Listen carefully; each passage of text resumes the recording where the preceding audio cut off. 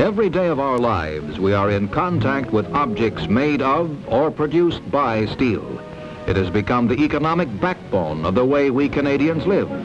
For example, we cook on it, eat with it,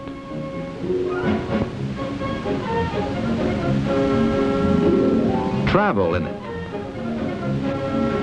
We even sleep on springs of steel. Sometimes, on occasion, we suffer from it, to our benefit, of course. Yes, steel is indispensable in this modern age. It touches us daily, from birth to the grave.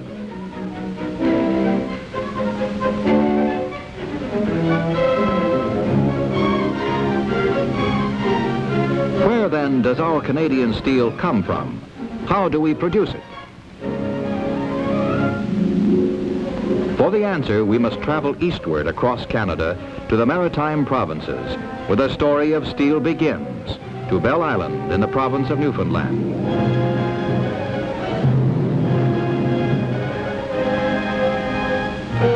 1,600 feet below the bottom of the sea, 3 miles from the shore of Bell Island, Wabana iron ore is being extracted from 3 submarine beds in Conception Bay, one of the largest deposits in the Western Hemisphere, with an estimated reserve of over 3 billion tons. Mining operations start at the face by drilling holes for the explosive used in blasting.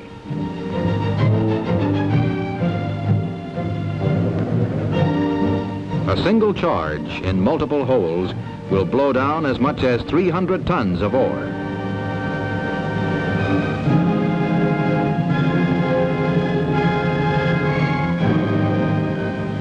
In the old days, all ore was loaded by hand into mine cars of less than 2 tons capacity.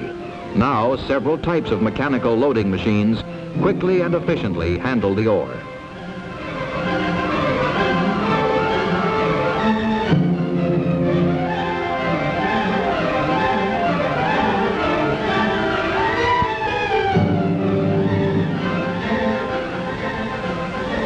The kind of equipment being used is governed by height of seam and other working conditions.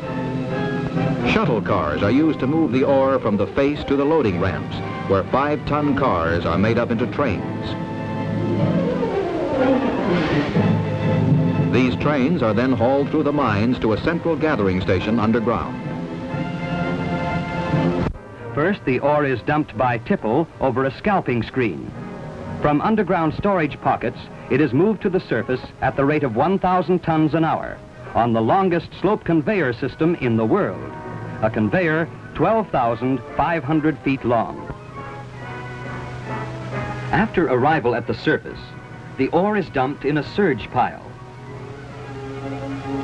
This assures a uniform rate of flow to the concentrator. Here, rock is removed and the ore is crushed to specifications. The crushed ore is then transported on the Trans-Island Belt conveyor. This enclosed system protects the mechanism from the elements. With the hood removed, the conveyor speed can readily be seen, 550 feet per minute, 1,000 tons per hour. The stacker conveyor discharges the ore into the large storage pocket, ready to be loaded into ships, or stockpiled during the non-shipping season. 2 tunnels beneath this storage pocket lead to the trestle conveyors, which move the ore to the loading tower at the pier head. The hold of a 10,000-ton ship can be filled in 94 minutes. Steel's most important raw material is now on its way to the blast furnaces at Sydney, Nova Scotia. Now the story of steel takes us to the west coast of Newfoundland, to Aguathuna.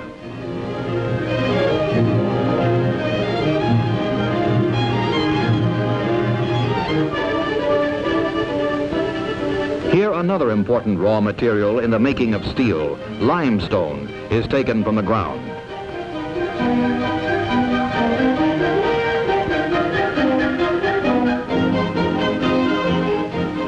Drilling rigs bore holes down into the top of the cliff for the large tonnages of explosive used to break down the limestone.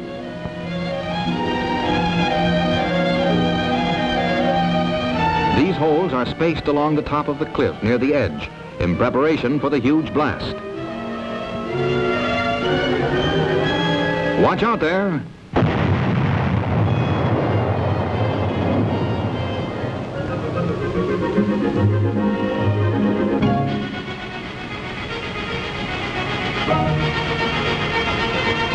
Limestone is an essential material in making steel. It acts as a flux in both blast furnaces and open hearths to pick up and carry away some of the unwanted elements found in iron ore.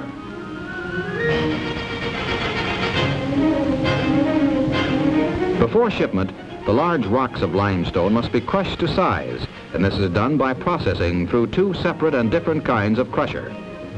The first is the big jaw crusher, after which the limestone is conveyed to the gyratory crusher to be broken into smaller rocks before riding the conveyor belt into the ship's hold.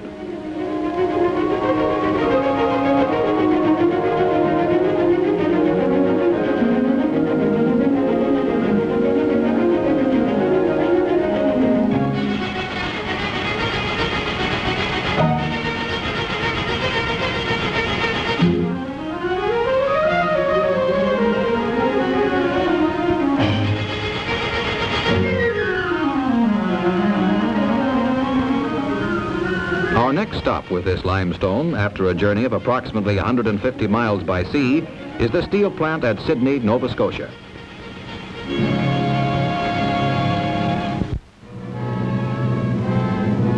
The third major and very essential raw material of steel is coal, located in ample quantities in three areas of Nova Scotia: on Cape Breton Island, in Pictou County, and at Spring Hill. Coal is found in inclining seams interbedded in rock strata, like the ham in a ham sandwich, and is brought to the surface for screening and preparation in what is known as the bank head of the colliery.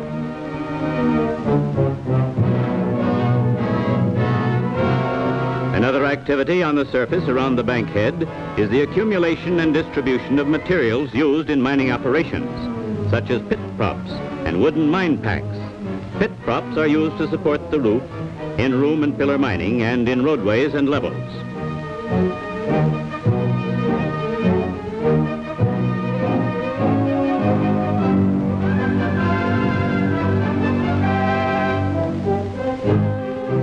Boiler plant, machine shop, and other auxiliary surface operations are also clustered around the bank head, such as this group at the Spring Hill operations of the Cumberland Railway and Coal Company.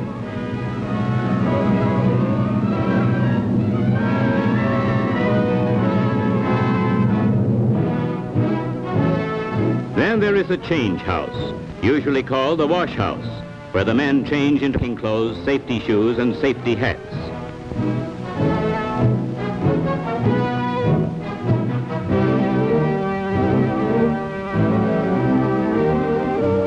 When ready to go into the mine, the men get their electric safety lamps and proceed underground to the working places, which might be as much as 2,500 feet under the sea bottom and 4.5 miles offshore.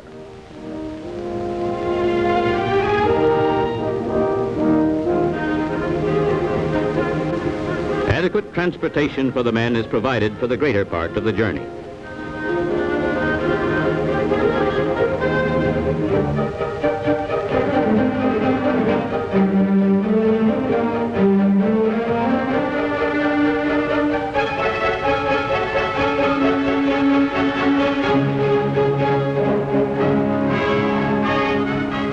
At the end of the line, the miners walk the remaining distance to their working places.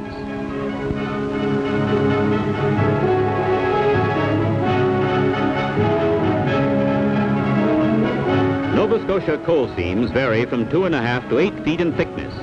These men work in 4.5-foot coal.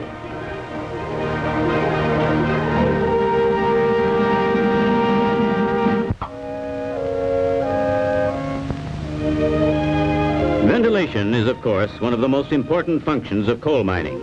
In this surface ventilating plant of a typical coal mine in Cape Breton, an enormous fan forces 160,000 cubic feet of air per minute, 6.5 tons, through the mine workings.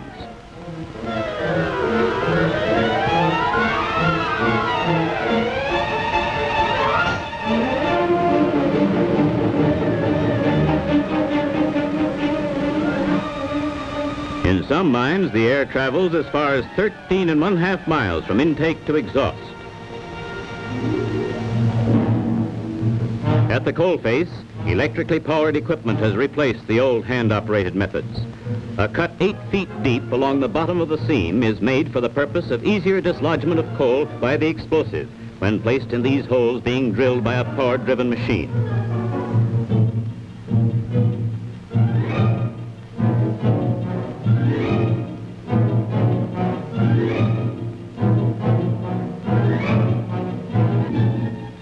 Fine coal dust suspended in the air may be explosive under certain conditions.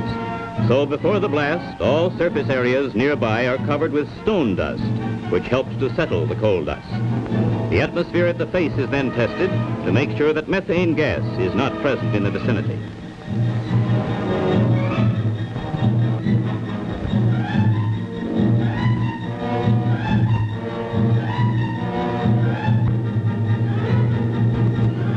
After the charge of explosive has been placed in the drill hole, it's packed with clay for greater effectiveness.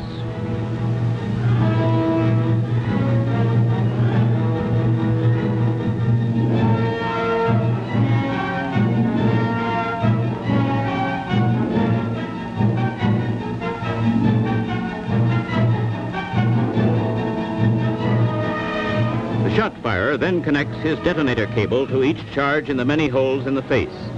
Needless to say, extreme care is exercised in this operation. A final test for gas is then made to be sure everything is perfectly safe before setting off the blast.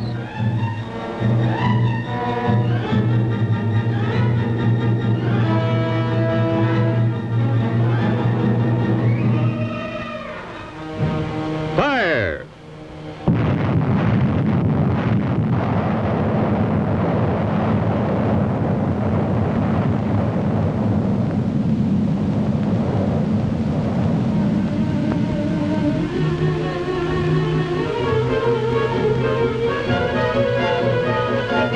We now see one of the newer type loading machines approaching the shot-down coal.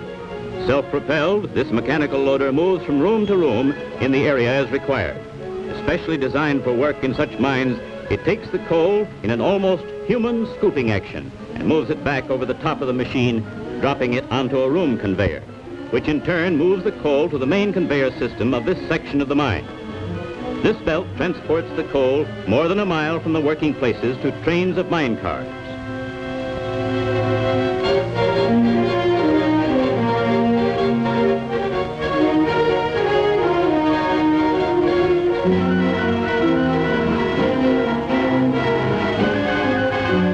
In coal mining, it is, of course, necessary to support the roof. In room and pillar mining, this is usually done with wooden pit props and beams. However, a newer method is now being used, which consists of consolidating the roof structure by wedged bolts, so that the bolted rock strata acts as a beam strong enough to be self-supporting.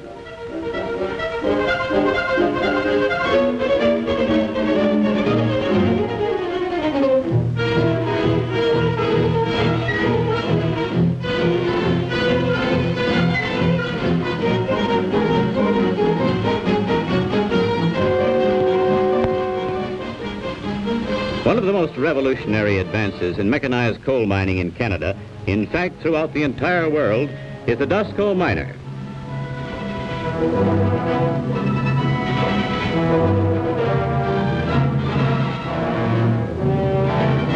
The cutting head is composed of hard-tipped picks, so arranged that while being forced into the solid coal, it can be swung from the bottom to the top of the seam to dislodge 18-inch slices of coal 5 feet wide in one movement, without the use of explosive.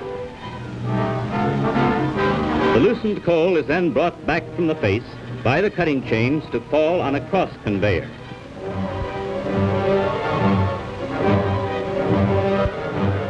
One of the desirable features of the DOSCO miner is its complete maneuverability, being designed to move forward, reverse, and turn in a very small area, and also to operate efficiently up or down steep slopes.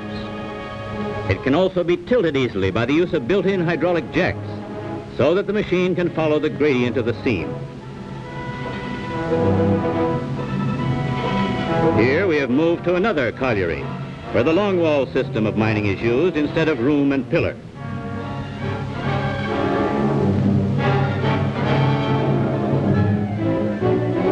This is part of a face of coal 500 feet long, up and down which the DOSCO miner cuts out coal at the rate of 500 tons every 8-hour shift. The cutting section and cross conveyor is moved forward by hydraulic jacks. Design of the cutting head and placement of the bits involve much time and experiment to enable the machine to cut and deliver coal in quantity and of the proper size. The experienced operator handles the DOSCO miner with ease, jacking up the rear end to prepare for another bite into the solid coal. The miner uses two kinds of power, electric and hydraulic, and automatically handles the coal under safe working conditions.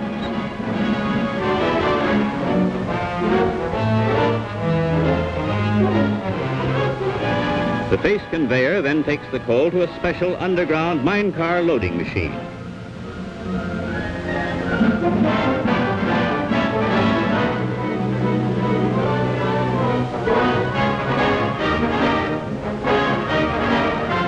This machine was designed by DOSCO engineers and built by Trenton Steelworks Limited, a wholly owned subsidiary. Underground transportation is a growing problem as the areas being worked extend still greater distances seaward. Diesel locomotives are now being used to speed the coal to the surface. Sometimes the coal travels as much as 6 miles before reaching the bankhead.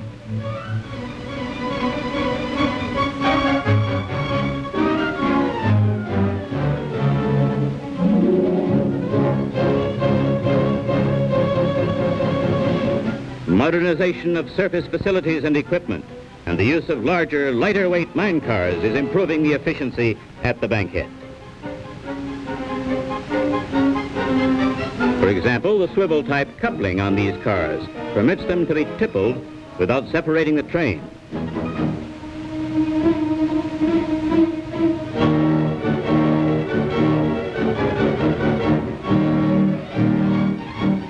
This speeds the movement of coal on its journey to the consumer, whose patronage is the lifeblood of the coal mining industry.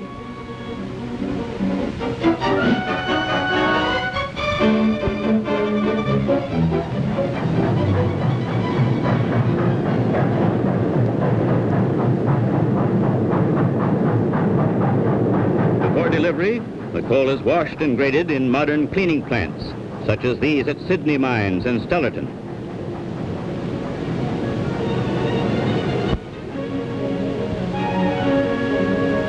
This railway car shaker really empties the hopper. Plant by conveyor belt, where impurities are removed by the pulsating action of water. After this, the coal is properly sized through a series of screens before being conveyed to the loading ramp. Coal shipments to customers are made by both rail and water. Nearly all the coal mined by Acadia and at Spring Hill is shipped by railway.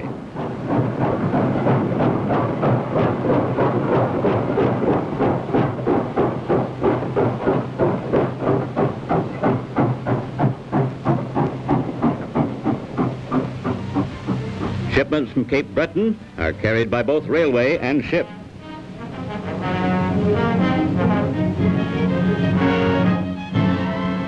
These alternatives are possible because of the convenient location of marine facilities, such as the coal loading piers at Sydney and the company's own shipping service.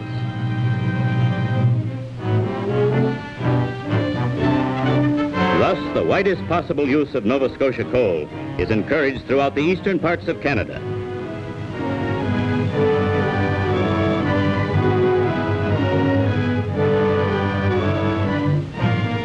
Nova Scotia coal gives low-cost heat and is easy to handle in the home.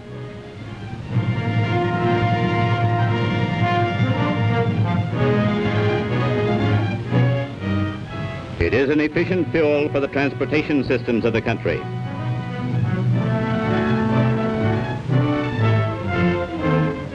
It is an unlimited source of power in industry.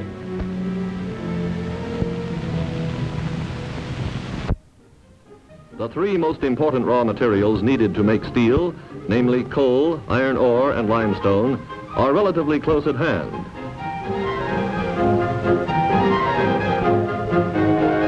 Hence, it is not surprising that at the turn of the century, this huge 460-acre steel plant was built at Sydney, Nova Scotia.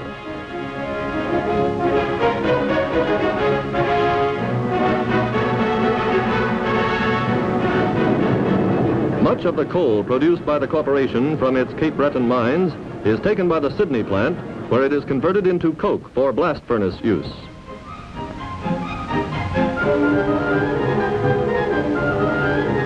The coal is first blended and washed in this building to remove as much ash and sulfur as possible. Then, by covered conveyor belt, it is moved to large batteries of coke ovens.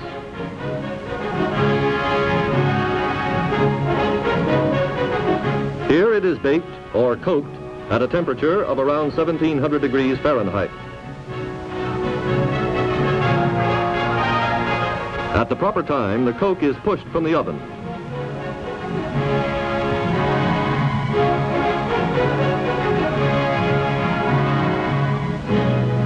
There are 60 of these ovens in this particular battery, each oven producing 12 tons of coke every 17 hours.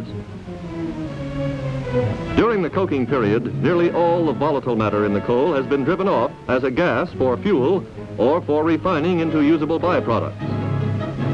A substantial tonnage of this coke is also used for domestic heating.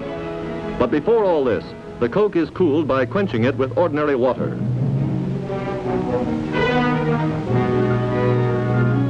In this plant, valuable byproducts are derived from coke oven gases in the form of tar, industrial benzols, toluol, sulfate of ammonia, and many other materials used in the expanding chemical and related industries.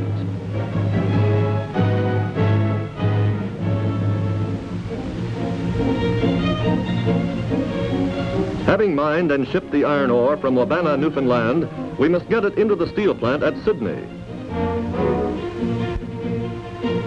Efficient, high-speed unloading towers quickly transfer it to trains of open cars for movement to the blast furnace stockpiles, where the other basic materials are also stored. These materials, principally iron ore, coke, and limestone, are then fed proportionately by skip hoists to one of the three blast furnaces in the Sydney plant.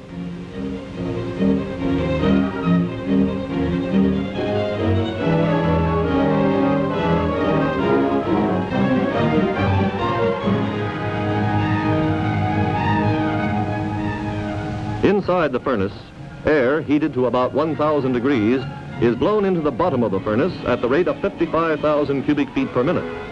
Hot carbon monoxide gas, formed by the air uniting with the coke, removes the oxygen from the ore, leaving a spongy mass of metal. As the charge descends to the hottest part of the furnace, where the temperature is nearly 3,000 degrees, the iron becomes liquid. Meanwhile, the limestone has been picking up unwanted elements from the iron ore and forming a liquid slag, which, being lighter than iron, floats on the top of the hearth.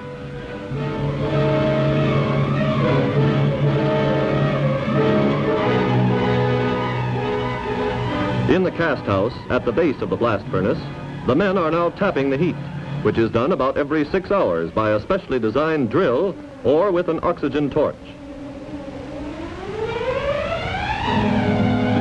This molten iron literally flows like liquid gold down the troughs molded in sand.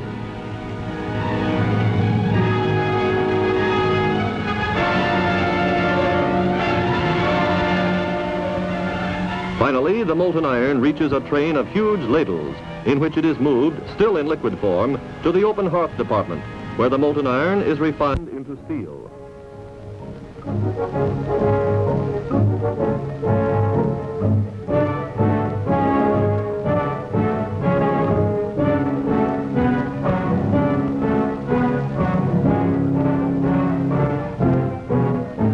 First, this iron must be stored, still in molten form, until required by the open hearth furnaces. This 800-ton container not only stores, but mixes the various casts from the blast furnaces into a uniform grade.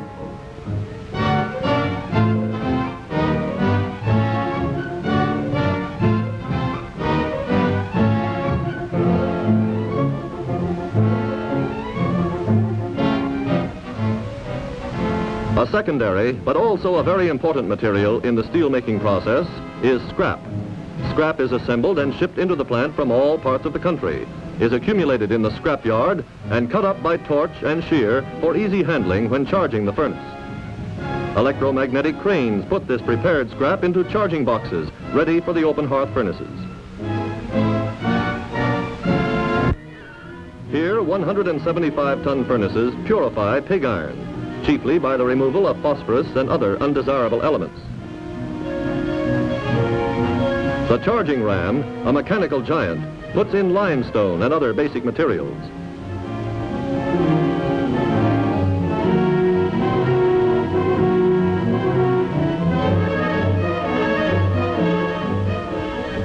Then scrap is added to the furnace in the right proportion, building up a base of solid materials which is partially melted in preparation for the molten iron.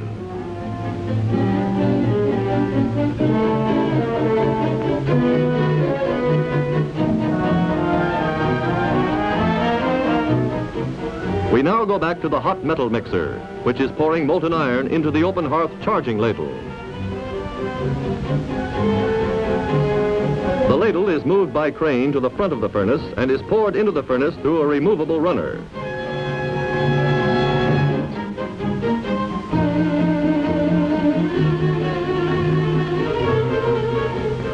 Exact timing is absolutely necessary in this operation. Quality control has always been a very important part of the work of making steel. Elaborate tests are necessary because of the multiplicity of grades and specifications developed during the last war, which now have become standards for commercial applications.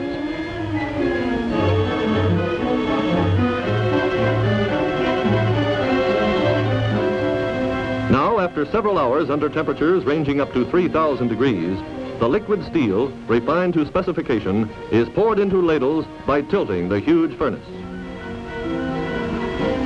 Coke and other materials are sometimes added to the ladle for further refinement, depending upon the kind of steel required.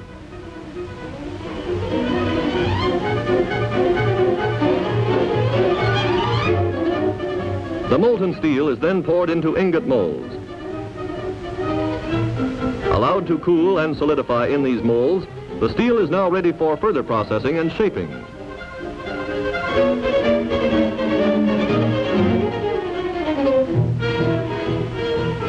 The transportation of large forging ingots has always presented a problem, that of reheating just prior to the forging process.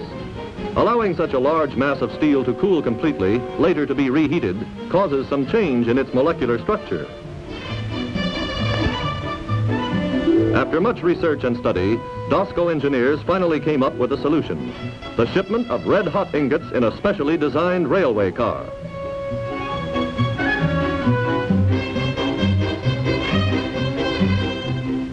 For the first time in the history of steel making, large 65-ton ingots coming out of the mold at 1800 degrees, protected by a special insulating material, are being shipped on regular freight trains as far as 1,000 miles, losing only a couple of hundred degrees of heat in transit.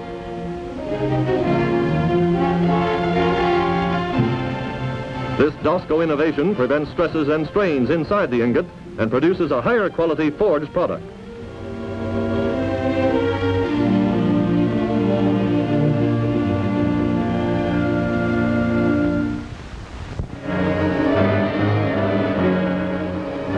In the meantime, those regular-sized ingot molds we saw being filled with molten steel are about to be stripped.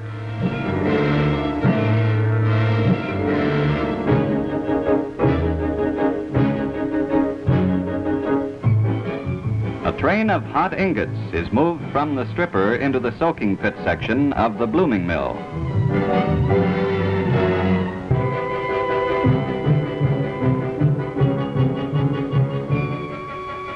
These ingots of steel are now ready for the mills. Prior to being rolled down to size, they must be reheated to the required rolling temperature. This is done in soaking pits, in effect large ovens heated by gases, which are a byproduct of the coking process.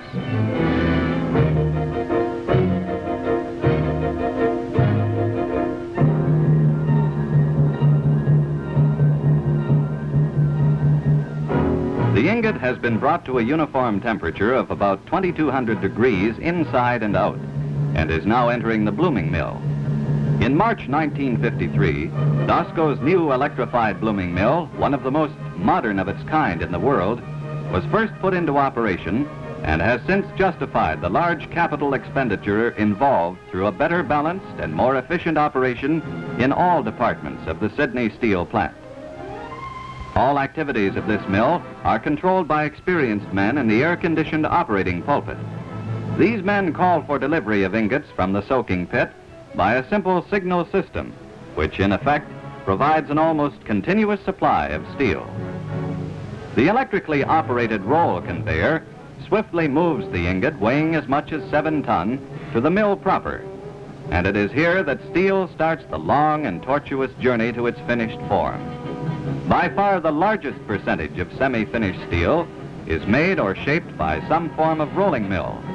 The blooming mill is the first stage of this rolling or reducing process.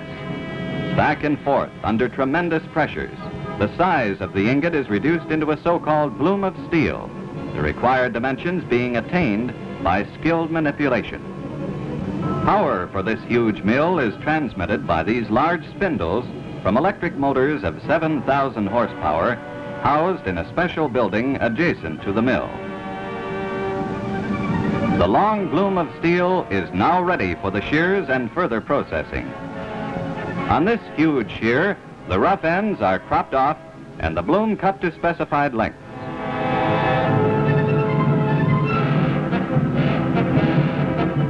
A bloom has been made ready for the rail mill, which produces the ribbons of steel on which our Canadian railways move the produce of our farms and factories, not to mention you and me.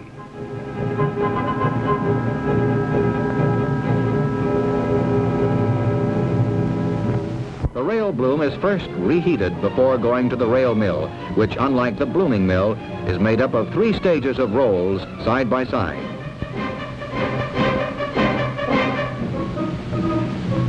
The elongated rail bloom at last comes through the finishing rolls ready for the hot saw.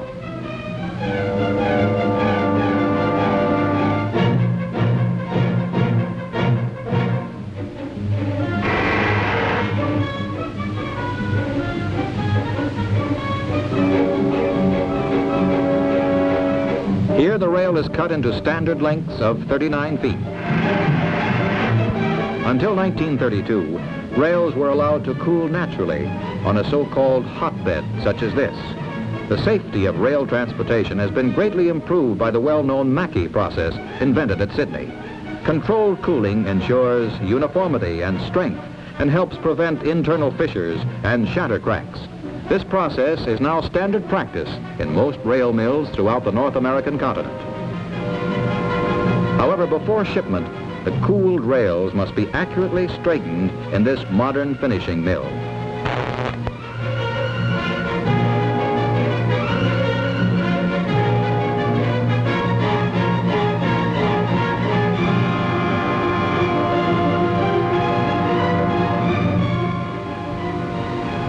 The rail ends are also prepared to specification, and holes are drilled for bolting the splice bars.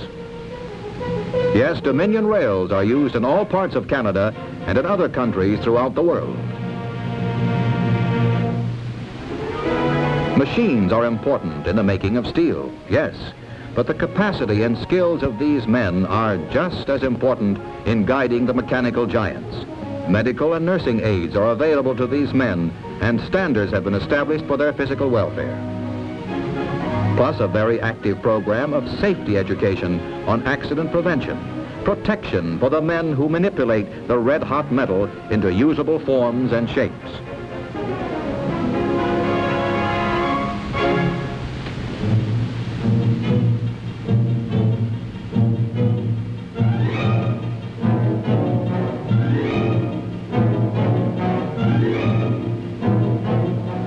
Another form of semi-finished steel is the billet, which, like the rail, is made from a bloom of steel.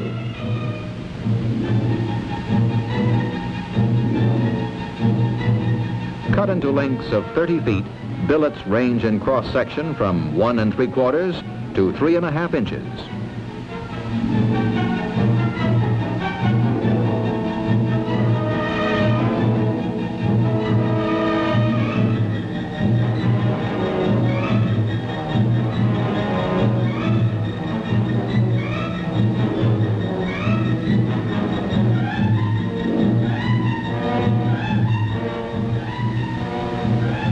Billets are used by merchant mills throughout the country, and in this case are moved into the bar mill, where they are reheated to the required temperature.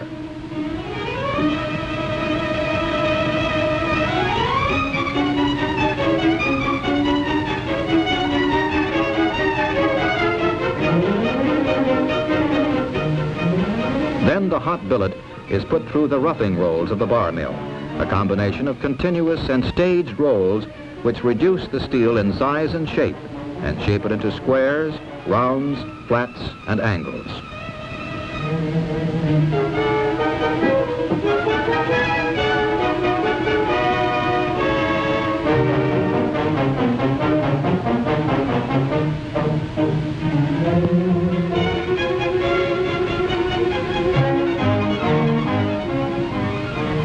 These bars eventually will become bolts and nuts, railway track spikes, parts of agricultural machinery, and 1,000 other things.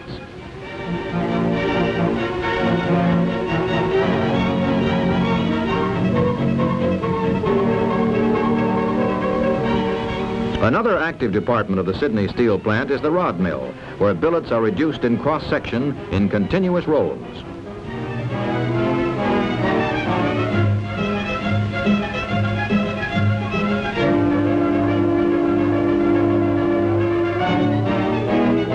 Automatically coiled while hot, nearly all the rod produced at Sydney finally ends up in one of the 5 wire drawing plants of the corporation, located in the Sydney plant, at St. John, New Brunswick, at Montreal, at Toronto, and at Ojibwe near Windsor, Ontario. In wire drawing operations, the first step is to clean the rod in vats of hot diluted sulfuric acid to remove rust, mill scale, and dirt. Then it is washed in fresh water.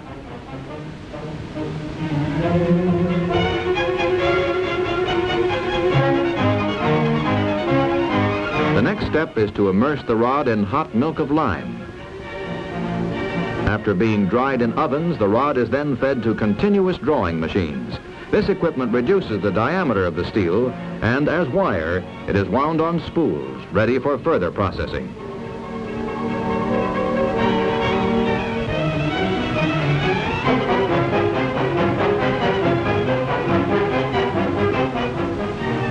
In this case, after being galvanized, it is made into barbed wire. In this department, the wire is automatically manipulated into double strands and the barb is twisted into set position.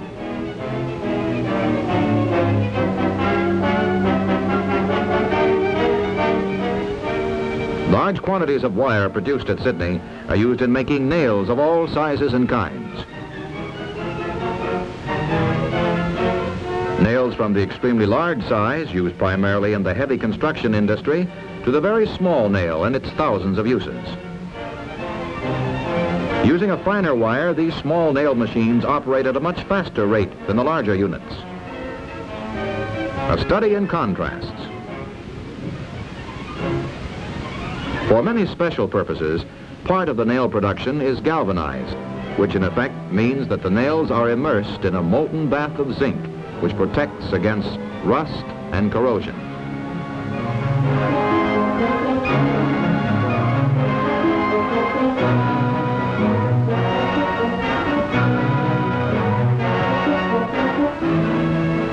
There are many thousands of uses for steel wire and wire products, such as these patented packaging ties used in strengthening shipping crates and cartons.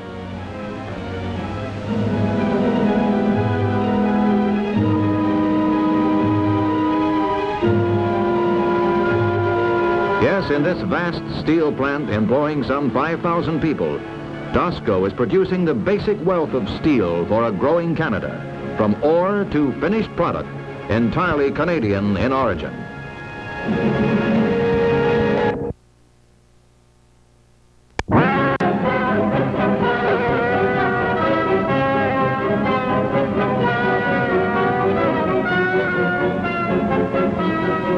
In our journey from ore to finished product, we now take a trip of 185 miles to Pictou County in Nova Scotia.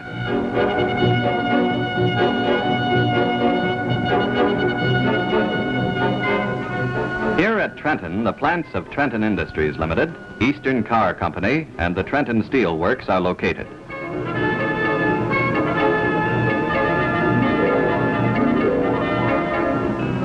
Housed in one of the finest machine shops in Canada, Trenton Industries Limited, using a wide variety of large and small machine tools, produces such complicated equipment as the DOSCO continuous miner, ingot cars, hot ladle cars, furnace parts, mine car couplings, soaking pit cover cranes, bottle washers, haulage drums, pasteurizers, stackomizers for pulp mills, the Maury Trenton automatic axle turning lathe, and a host of other types of equipment and machinery.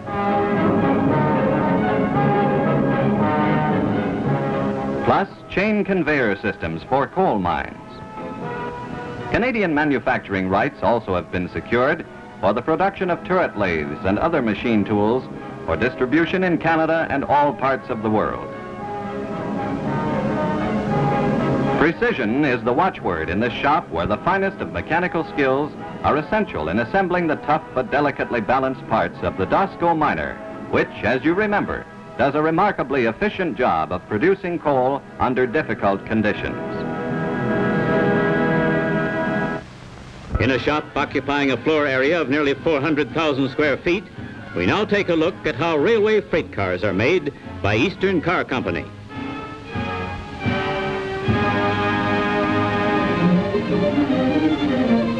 Large semi-automatic machines punch holes in angles. Looks as easy as sticking a pin through paper.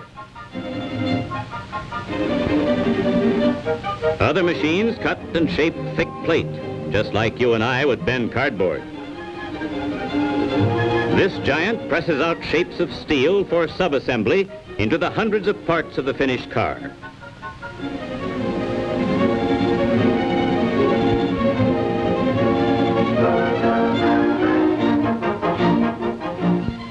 In other sections of the shop, forgings, castings, and miscellaneous parts are being prepared and are then brought to a central point for assembly. Parts such as the wheels and axles for the trucks.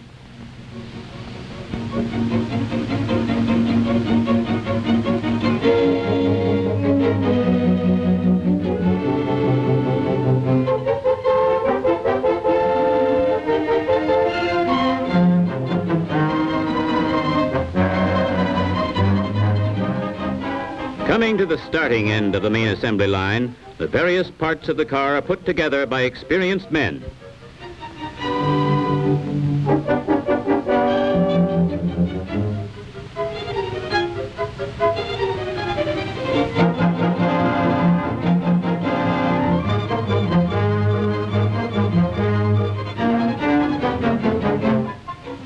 Looking like men from Mars, these experts are welding the backbone of the car, the center sill of the underframe.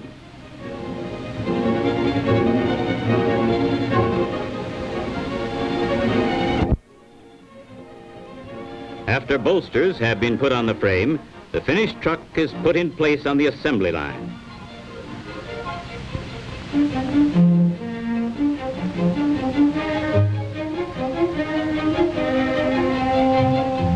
Then the frame is placed in position for fastening to the trucks.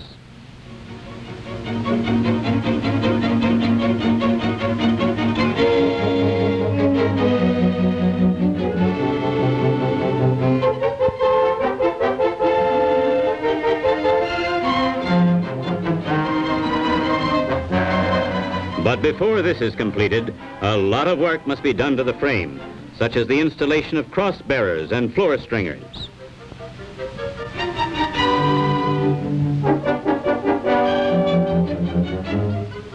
Whoops, something new has to be added.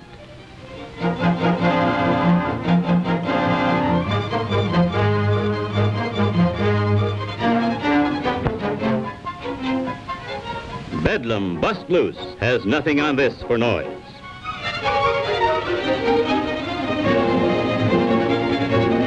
Further along the assembly line, completed sides are then put into place on the frame and securely fastened by welding and riveting.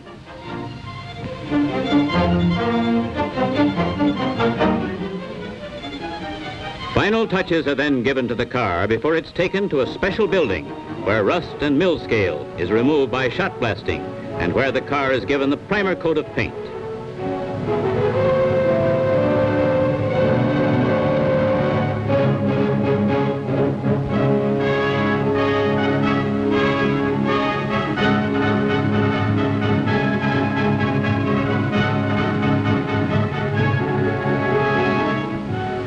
In another part of the plant, wooden floors are fitted to this gondola.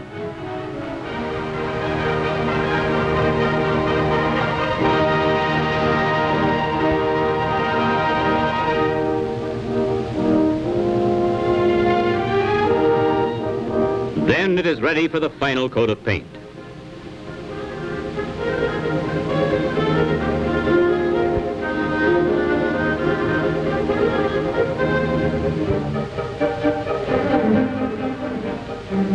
Huge ovens with carefully regulated heating elements speed the paint drying process. Spick and span, this new car is now ready for identification.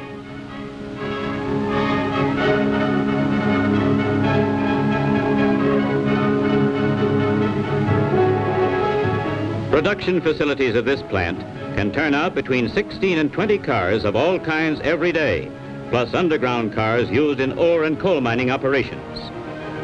At another plant in this group, Trenton Steel Works also turns out a diversified range of finished products made of steel. A steel billet made at the Sydney Steel Plant comes out of the reheating furnace and is fitted to an ingenious device which manipulates the billet as the forging hammer starts to shape the steel into the form of a railway car axle.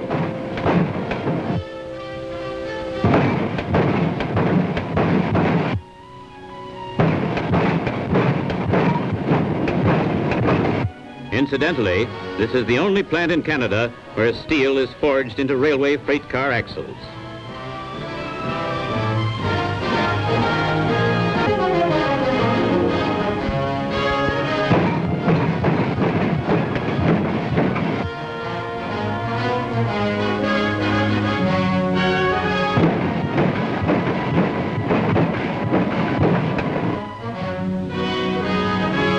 Installed in 1947, this unusual machine was the second of its kind on the North American continent.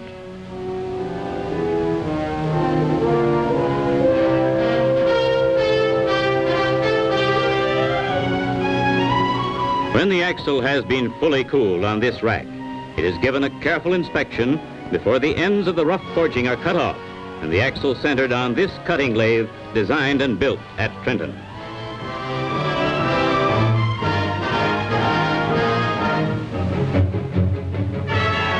In the axle machine shop, the rough forgings are allocated to various machines, the most important of which is the Maury Trenton automatic lathe, made nearby at the plant of Trenton Industries. Machining time has been considerably reduced because of modern design and because machine tolerances are electronically controlled.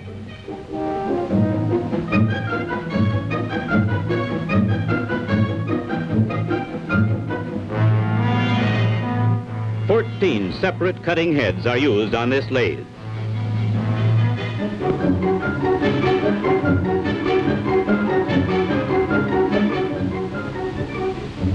Because of special conditions, passenger car and locomotive axles must be machined the full length.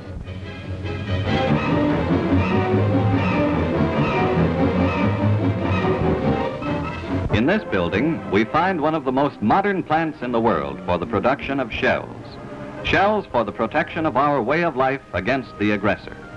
Steel billets from Sydney are cut, electrically heated and pierced, ready for the finish department.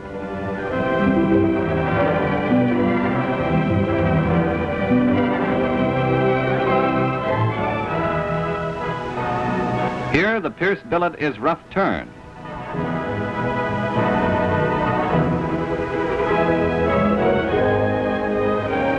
The nose of the shell takes shape.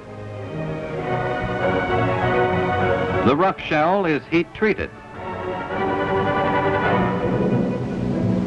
tested for hardness of steel, cleaned and inspected.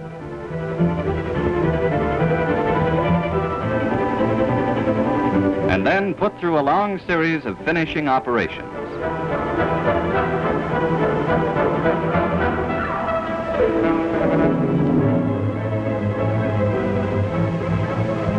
Dimensions tested at almost every stage of the process, weighed several times, calibrated, and double-checked before being automatically painted inside and out. The shell is again inspected before being packaged and shipped to arsenals of peace all over the free world. The hot ingot, which we saw being shipped from the Sydney steel plant, arrives at Trenton.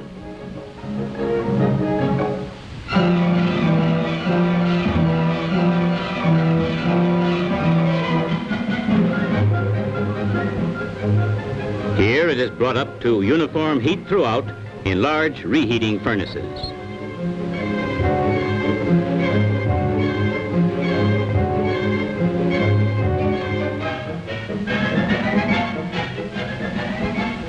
This 2,000-ton hydraulic press now forges the 65-ton ingot into such things as a generator shaft, a ship shaft, a mill spindle, or some other huge part required by industry to transmit power.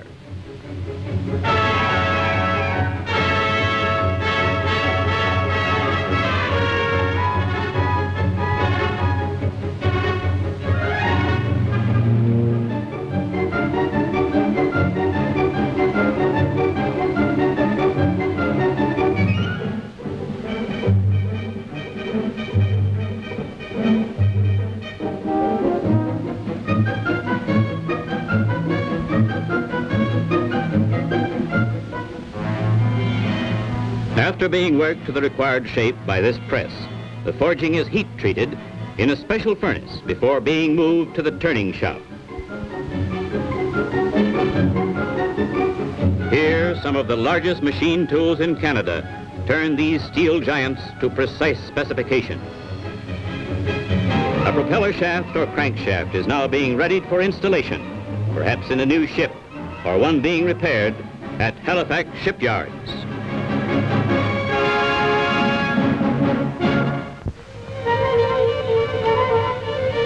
Still in Nova Scotia, we now move to the capital city of the province.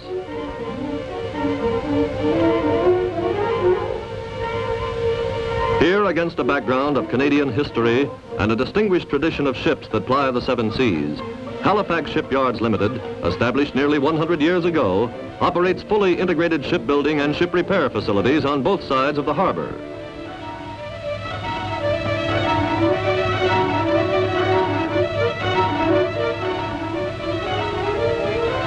Engineering plays a very important part in the building of ships. From these drafting boards, the blueprints are translated into wooden templates in a huge mold loft atop the structural department building. Special care must be exercised in this work, and large space is required by these skilled technicians who build these replicas to the exact size as called for by the engineers. Replicas so exact that these plates and angles can be fabricated and fitted into the whole design of the ship.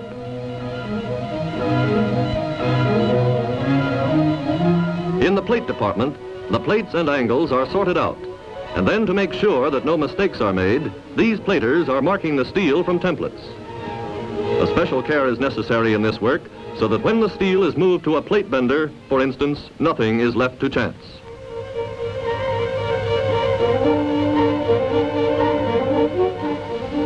This hydraulic press can shape steel in a variety of multiple contours.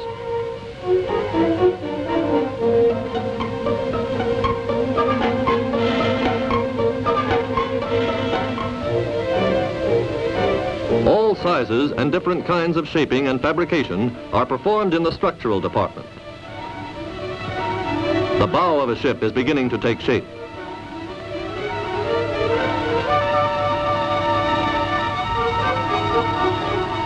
A steel plate is being cut by an automatic oxyacetylene torch.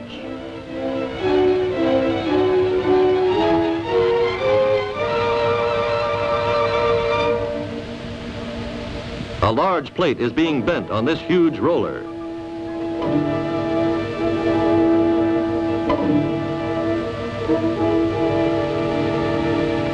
Finally, all the results of this activity are moved to the building berths of the yard, where sub-assemblies are fabricated and fitted into the hull. Many a well-known ship of peace and war has been launched from these berths, the most illustrious perhaps being the 4 tribal-class destroyers built for the Royal Canadian Navy during the last war.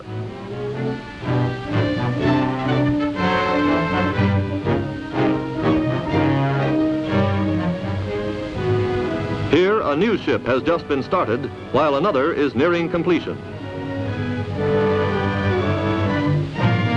A bird's eye view reveals that much detailed work is still to be done before launching.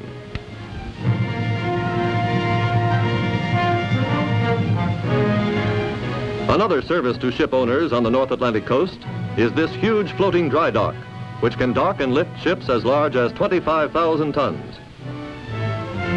These men are setting the blocks upon which the ship will rest.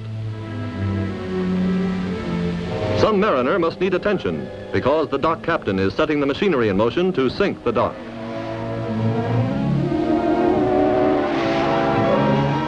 Slowly but surely, the giant dock sinks in the harbor.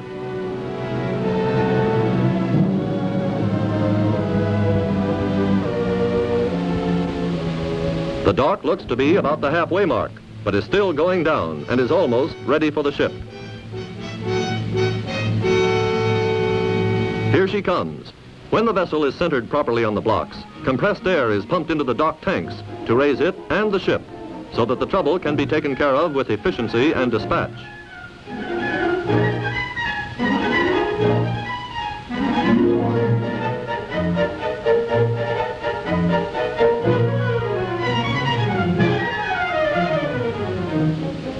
Repair facilities at Halifax also include a graving dock, another form of dry dock. Here's another ship needing attention. During the last war, working around the clock, both plants of this yard helped maintain the bridge of ships across the Atlantic by repairing and refitting over 7,000 vessels, including major rebuilding jobs. 9 million gallons of water in the dock is being pumped out at the rate of 60,000 gallons a minute.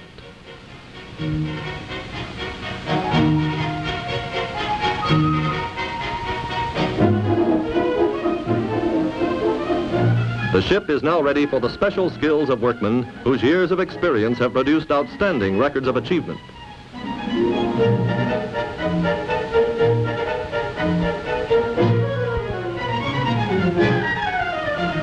Still another service available to ship owners and others is this floating crane with its 75-ton hoisting equipment.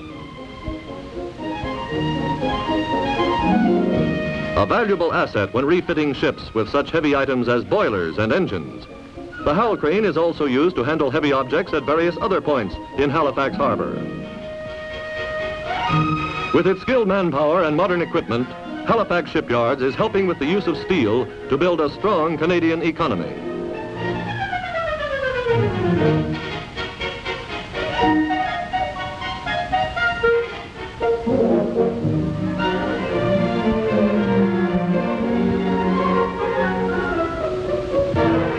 We now move westward to the neighboring province of New Brunswick. Here in St. John, the James Pender Company operates a wire drawing plant.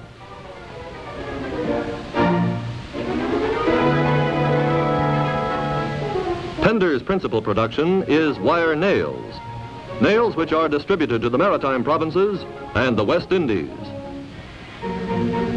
Pender was perhaps the first fabricating subsidiary of the corporation, having been acquired in 1912.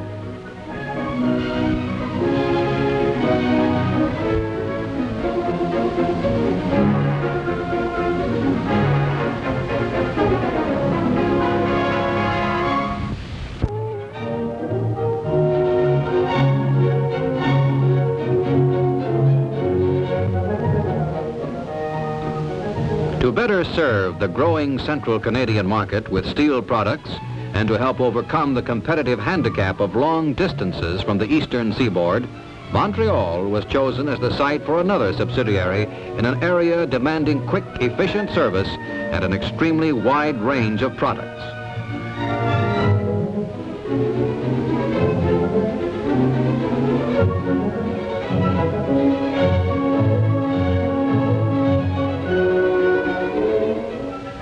Diversification starts with the special kinds of steels made from scrap in electric furnaces.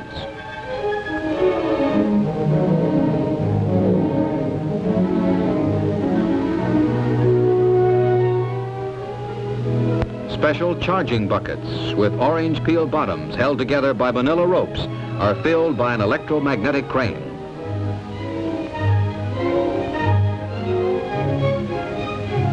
The roof is removed from the top of the furnace. As the rope burns free, the bottom opens. All operations of the furnace are electrically activated. The roof and electrodes are replaced over the furnace. As much as 16 million watts of power are then put to work.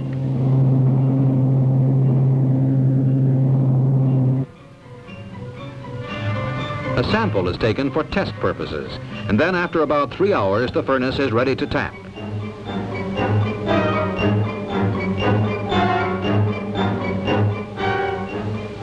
Further refinements are added according to specifications.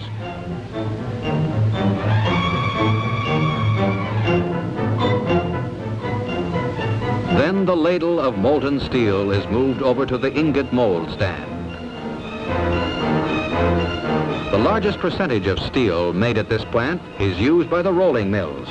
However, some of this steel, in its semi-finished form, is also shipped to other mills.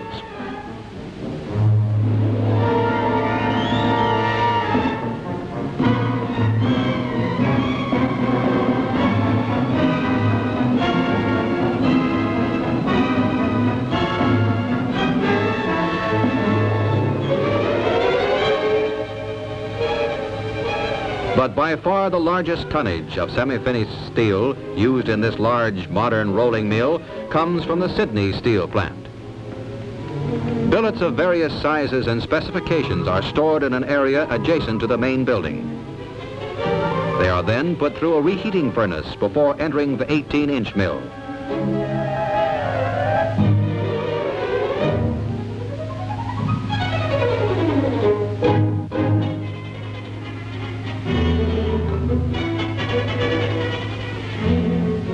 The billet is semi-automatically handled through a series of reducing rolls.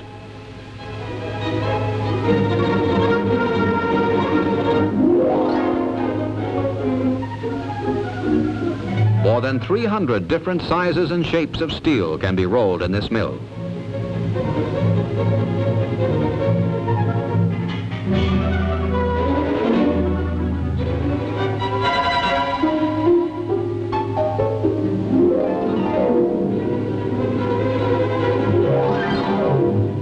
For the production of smaller sections, the department also operates 16 and 10-inch stands.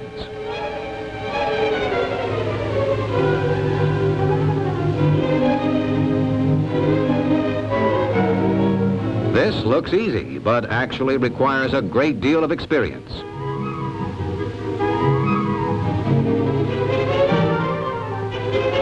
After being completely cooled on the hotbed in the background, the long sections are sheared to length, and in another part of this building, the end product is moved to the finishing department, where it is straightened and made ready for shipment.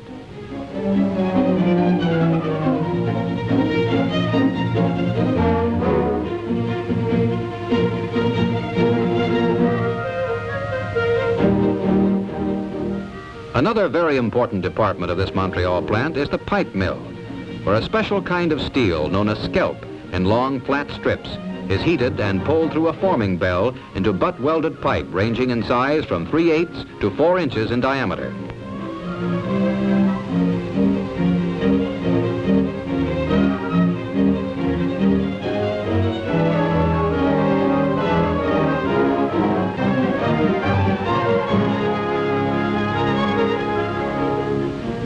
The pipe is then put through rolls which both straighten it and remove mill scale, which forms in the reheating and rolling process. Moved to a cooling rack, the pipe is then sawed while still partially hot to standard lengths of 20 feet. Careful tests with water under pressure are then made to be sure that the pipe is airtight and leak-proof. The next operation is end threading the pipe. In some cases, both end threading and coupling is done almost simultaneously. Residential, housing, and industrial plants will use this pipe for the transmission of liquids and gases.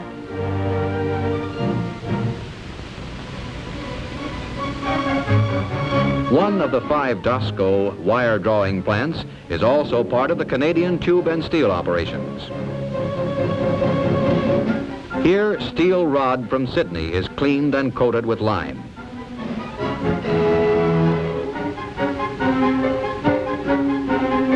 Hard, black, brittle oxide, everyone in the steel business calls it scale, forms on the hot rolled rod, plus the red rust, which develops from exposure to air. This scale and rust must be removed, because otherwise the drawing dies would quickly go out of shape.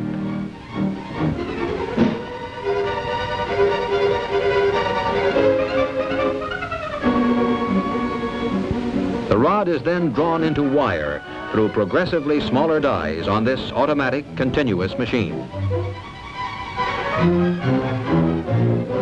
For some purposes, the wire is heat treated to make the steel uniform in grain and composition.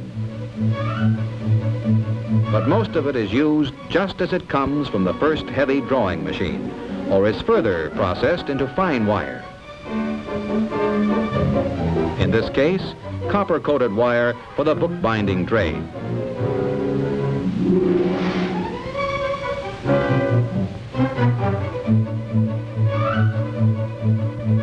Serving industry and the home with over 17,000 different sizes and types of bolts, nuts, rivets, and spikes, this department of DOSCO's Montreal operations uses modern equipment for cold and hot heading,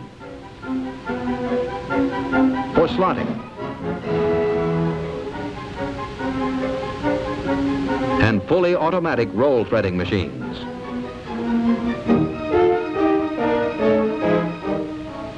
Another machine takes the cold rod, heading the bolt and rolling the thread without the touch of a man's hand.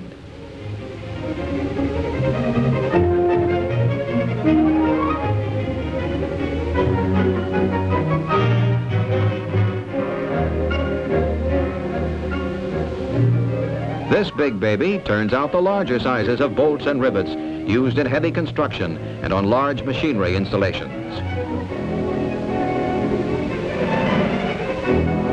And of course, bolts without nuts are pretty much the same as a car without gas.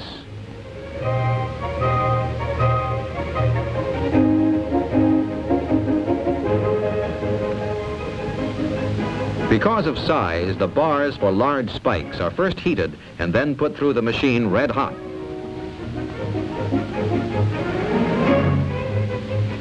These are railway track spikes used to put together and hold down the ribbons of steel, which are made in the rail mill of the Sydney steel plant.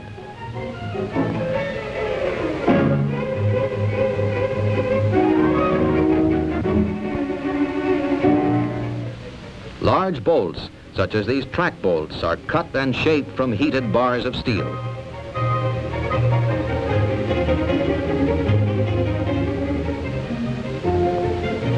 Over 1/3 of a million screws of different sizes and types are made every shift on the more than 150 machines in the screw department of the Canadian tube and steel products.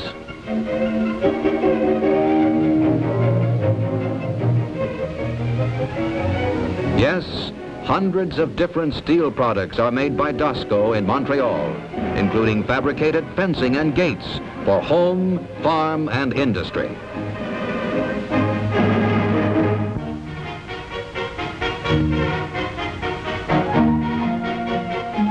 Another important market area, Toronto and vicinity, is being served by Graham, Nail and Wire Products Limited.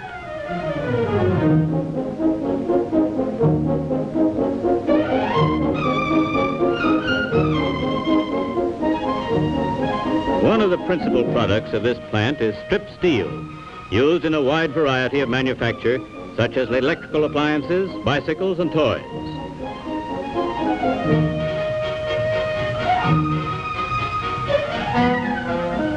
All of us use a coat hanger like this nearly every day. On this machine, they're produced at the rate of 35 every minute. The machine has been slowed down to show more detail of the operation.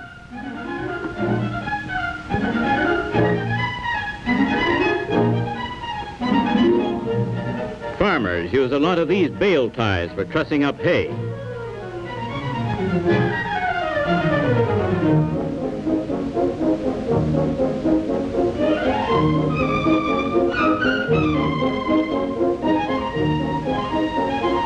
Wire that is straightened and cut to length is used in the production of agricultural implements and automobiles, and even baby carriages.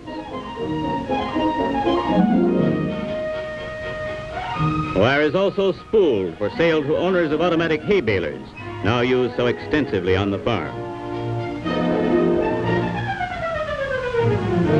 Yes, Graham Nail and Wire Products is contributing much in a material way to the more abundant life in Canada.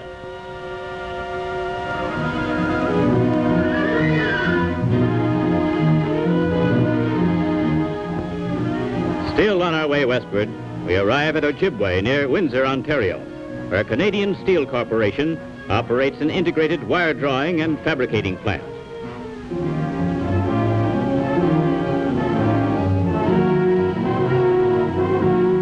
Again, we see rod from the Sydney steel plant being unloaded and taken into the cleaning and wire drawing departments.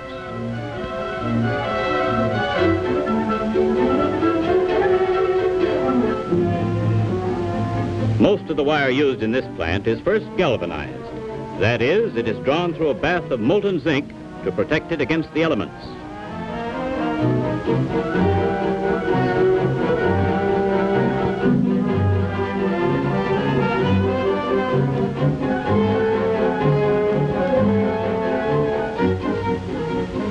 At the end of this process, the wire is taken up on reels ready for fabrication.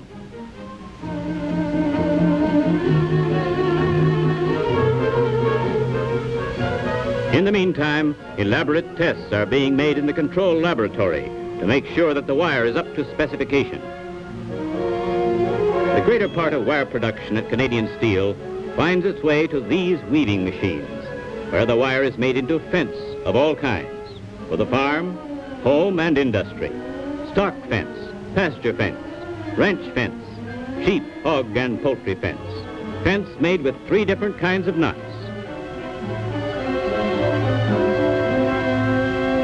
In another part of the plant, electrically welded fabric for buildings and road construction is made on these intricate machines.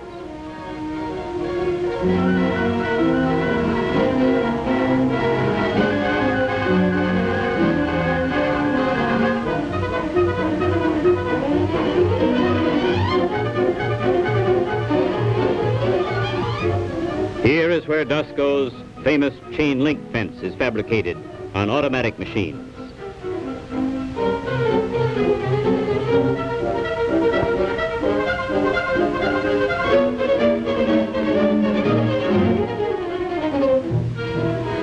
Lawn fence for your home rolls off this automatic weaving machine.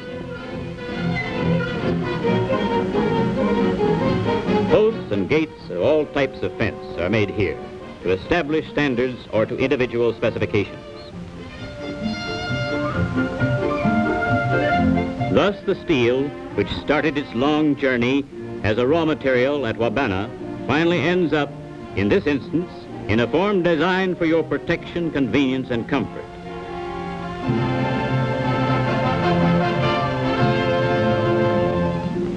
Yes, steel is an indispensable item in our Canadian way of life.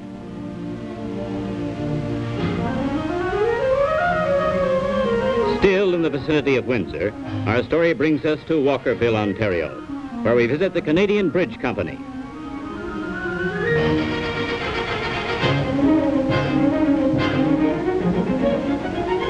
Here we find an active engineering organization and a modern steel fabricating plant.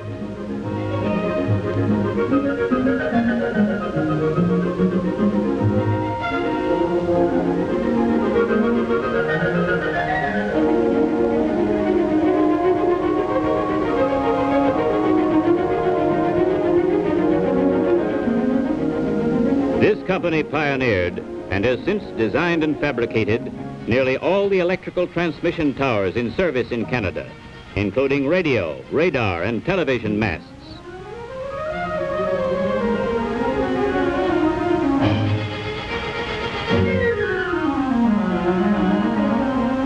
First, we take the blueprints into the template shop, where templates are made for accurately locating holes in the steel.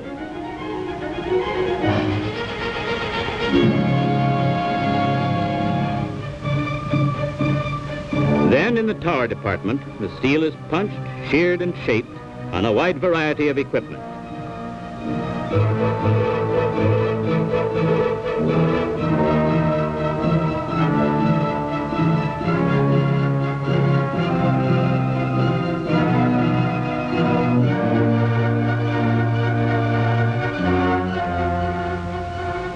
This machine is shaping an angle for the footing of a structure.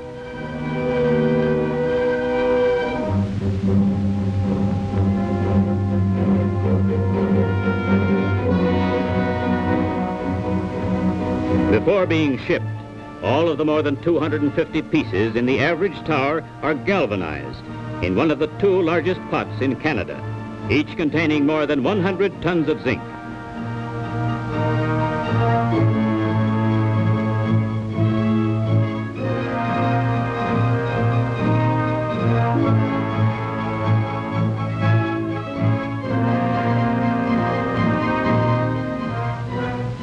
Like the parts of a mechano set, all these pieces will be shipped and erected on the spot.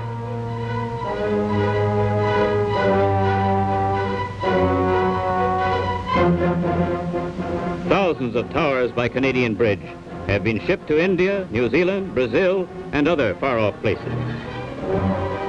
At Canadian Bridge, we also find material and facilities for fabricating bridges, buildings, and other steel structures. Many of Canada's better-known railway and highway bridges were fabricated in this shop, as well as steel for buildings and factories from coast to coast.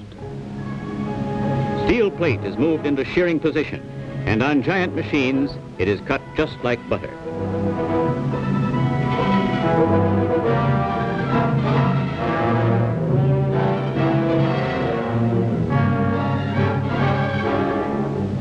In another section of the shop, heavy machines punch rivet holes in beams and angles.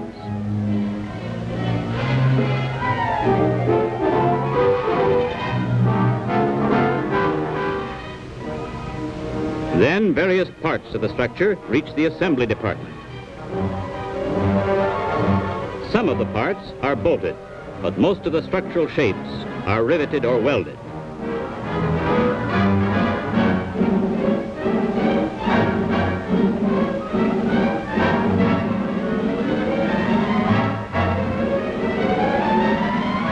Finishing touches are then given the section, as well as a protective coat of paint.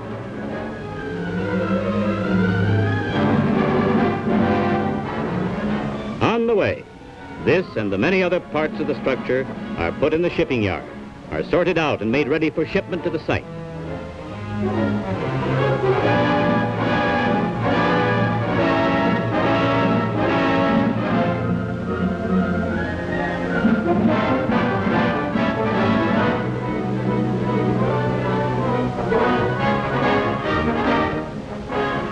Truly spanning the universe, Canadian Bridge is proud of the structures it has built throughout the world and the part it is playing in linking up commerce and industry in every province of Canada. As in any real-life saga, the heroes of the DOSCO story are not only machines and products, but people. More than 29,000 men and women in the largest unified industrial enterprise in all Canada. An enterprise embracing the operations of 31 associated and subsidiary companies.